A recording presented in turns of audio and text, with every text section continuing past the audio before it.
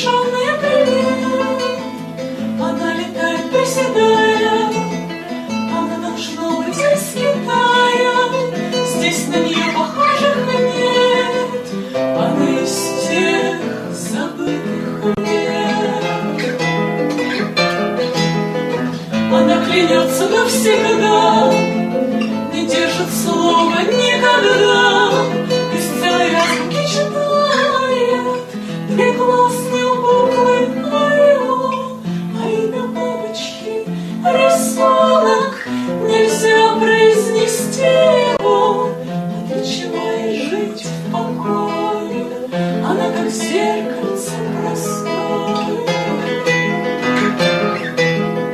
Пожалуйста, не улетай, о, госпожа моя в Китае. Не надо, не ищи, летая, из тени в свет перелетая.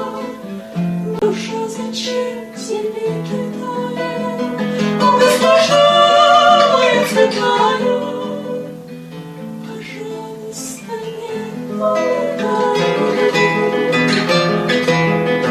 Пожалуйста, не улетай, о, госпожа моя в Китае.